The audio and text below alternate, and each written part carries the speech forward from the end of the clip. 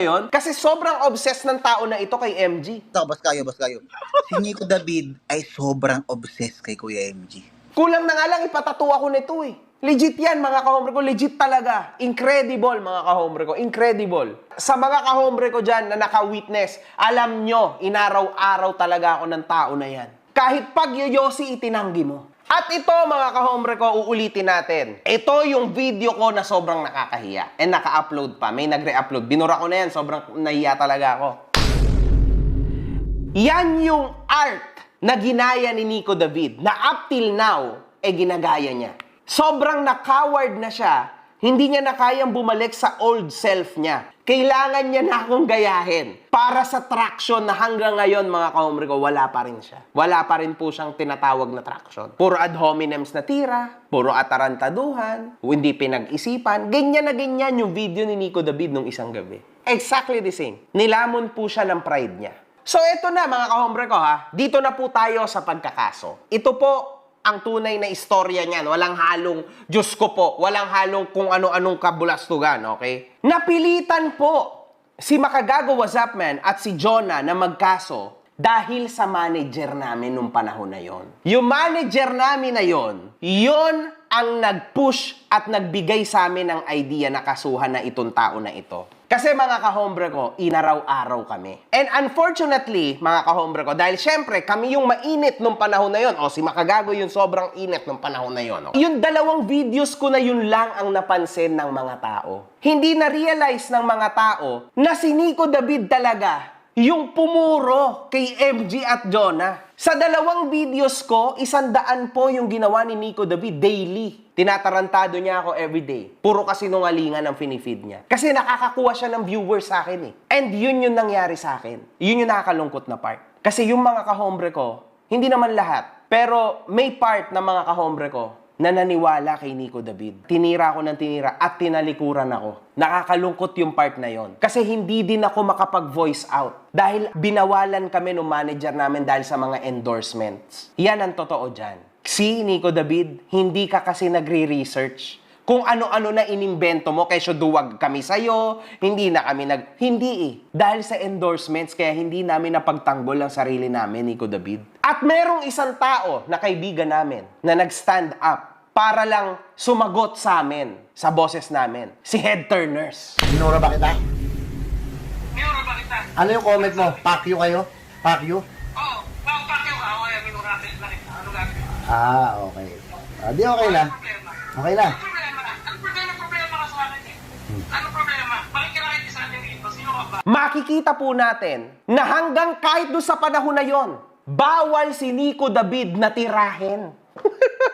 Kasi bawal i-debunk ang debunker. Dinebunk po ni Head Turners si Nico David. Ang ginawa ni Nico David, nag-message agad kay Head Turners. Binidyo call niya si Head Turners, sakto. Naka-video si Head Turners. Nakakapangitong tao lang pala. Ano kailangan mo sa akin? May kailangan ka? Tangina mo, ikaw tumawag ako, may kailangan? Nakita po tuloy ng lahat, yung temperament niya talaga. Na high blood siya. Ha? Ano? Bakit pag ikaw gaganyan, bakit pag ikaw gaganyan sa tao? Ba't galit na galit ka? Ba't galit na galit ka?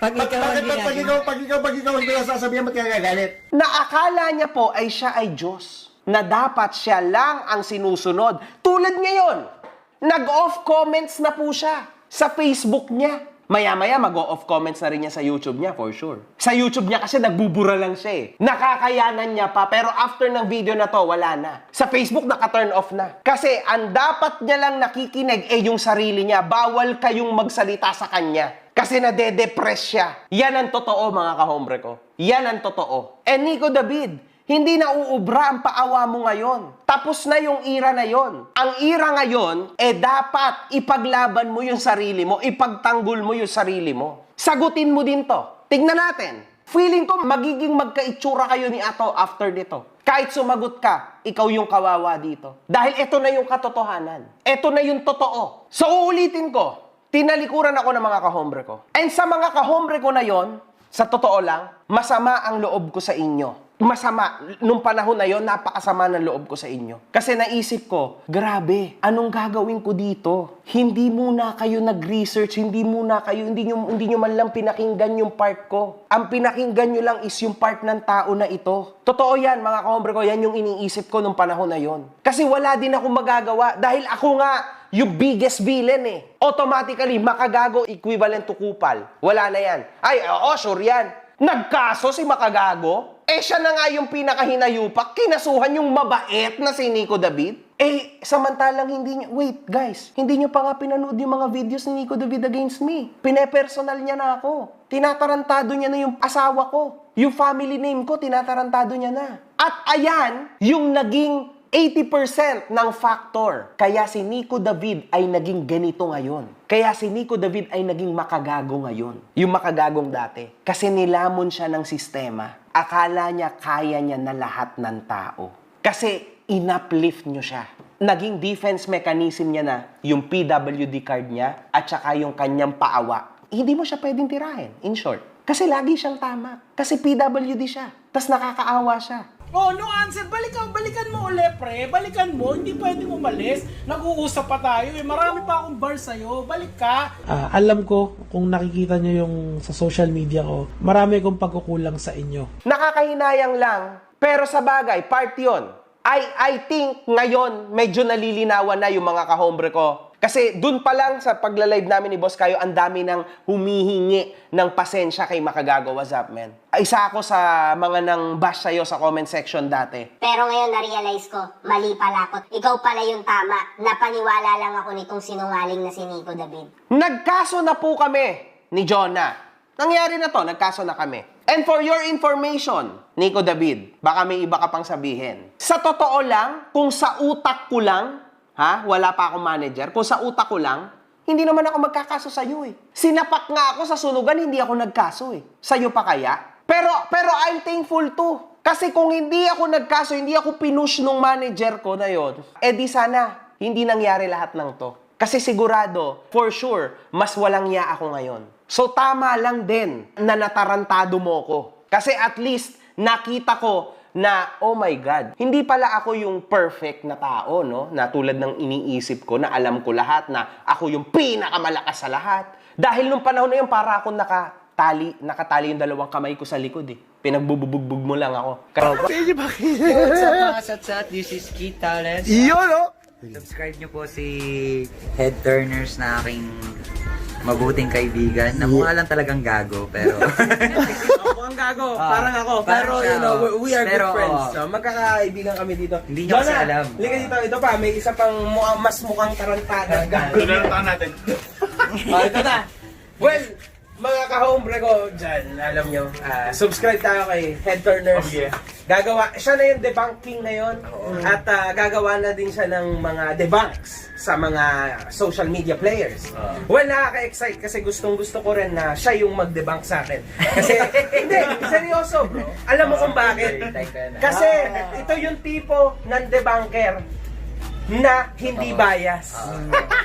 Kahit tropa kami, sasabihin niya sa akin, tangina, ang tanga mo naman, ang bobo mo naman, ang gago mo naman. Ayun ang trabaho ng tunay na debunker. Yung meron kang matututunan pagkatapos ng video niya sa'yo. Pangtatay, hindi pang lolo. Pantatay, hindi pang lolo. Bata pa yan. 50. Hindi magmulo ko, 60. Hindi pa ako doon. Hindi. Pasensya na lahat mga kahombre ko. Pero, ayun nga, para ulit-ulitin ko sa inyo. Para sa akin, nasa kanya ang tunay na corona. Bakit? Kasi madalas akong kausapin ng tao na to. Isa din sa motibo kung bakit si Makagago What's Up Man ay pinipilit niya ng magbago ng sistema at ng salita niya sa social media ay dahil din sa tao na to. Much respect, bro. Dahil itong mga taong to ang nagtuturo sa akin kung paano ba talaga ang tamang way sa pagsasalita. Tama. Hindi yung isang tao o dalawang tao lang ang titirahan mo ng titirahan. Oo, namimili. Nami- Oo, mga katropa, sa bibig niya na lang galing. Pinagsasabihan ko yung dalawa na yan. Oh yes, definitely man. Yan ang totoo, yan ang totoo. Lalo na to, isip bata to eh. Sinalatakan natin natin. Ito wala talaga.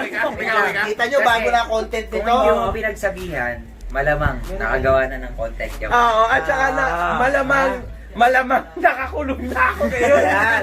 Nagsasabihan ko sila. Nabaguhin nila. Ayun, yun Ha, kaya huwag niyo akong sasabihan na, ba't din si MG, di ba si ano, pinagsasabihan ko Hindi, sila. debunk mo naman kami. Hindi ba ko sila, pero pinagsasabihan ko sila. Oh, personally. Hindi kaya nung isa dyan, pinagsasabihan. Pinagsasabihan daw, pero ganun pa rin ang content, di ba? Di ba? Hindi. Teka. Di ba sa iba eh? Sige. Ano, idibang mo si Mark. Dibang mo si Mark. Maniniwala ako sa'yo. Oo. No holds barred. Ayun lang, well, dahil ito ay na kay Head Turners TV, gusto kong sabihin kay Merc na syempre tropa kayo nito. Wala akong masasabi diyan. Iba to ah. Gusto ko sabihin sa iyo na maghanda-handa ka. Something's coming out for you. I wait for that. Merc, hindi mo magugustuhan to, man. Seryoso. Iuuwi mo yung girlfriend mo sa ospital ngayon na. Ano sabi ko? Hindi mo magugustuhan to, bro. Isi-share ko ba Wait yan? for it. Isi-share ko ba yan? Ikaw, bahala ka. Wala naman sa akin yung share, likes, wala akong Isi-share ko pake. Ang sa... Onion bell. Hindi rin, wala rin yung sa akin. Ang sa akin lang, Christian Merc, kung gusto mo, aminin mo sa lahat na nakakausap mo talaga ako. Yun. Kasi tinatawag-tawagan mo pa ako. Yan. Sasabihin mo, poser ko lang yon. Poser mo lang yung kausap ko. Tanga ka ba? Putang ina, boses na boses mo yon. Boses, bakla. Pero yun, hanggang dun lang. Yung mga susunod, Merc, ayon, seryoso. Kasuhan mo na ulit ako para may pang-anim.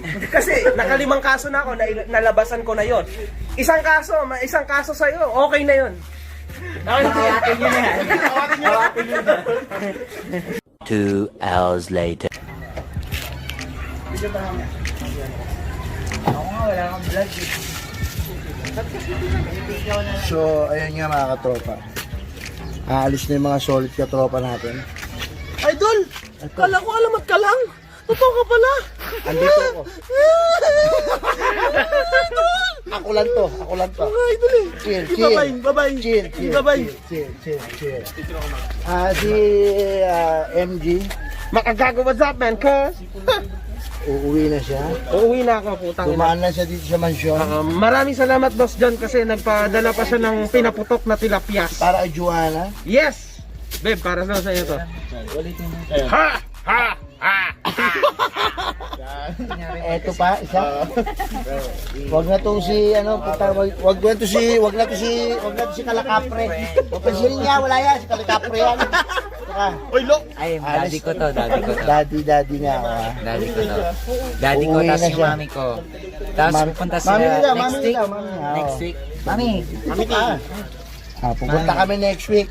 kapag kayo walang dalang. Meron kaming dala. Punta mo next week, kay Kit Talents, punta din ako sa bahay nila. Yo! Pagka hindi lang ah. Hindi, naman. Kasama yan next week ha. Lapit lang. Nagpapersonalan sila sa vlog ko. Okay na, sige, wag na. Okay na. Teka, okay na tayo. Sino ba to? Okay, may sabihin ako. Inumin lagi yung gamot, ha? Lolo. Yung gamot mo, lo. Idol! Jacob pala. Bless mo tayo, lolo. Chill. Bless. Bless kay Tatang. I love you, Daddy. Tatang, bless kay Tatang. Ay, nanginginig pa si Tatang, ha? Osnob. So, don't forget to hit like, comment, share, And subscribe. Subscribe mo, Pulse. yeah! Bad boy, bad blood, bad man. Di kita kilala, so to my baby, guys OG, MG, real G, allergic kami lahat sa pulube. Kahit ayaw mo, wala akong pake, ilalagay sarili ko bilang hari. Ako ang judge at buong eksenang to ang korte. Pag nagdesisyon ako,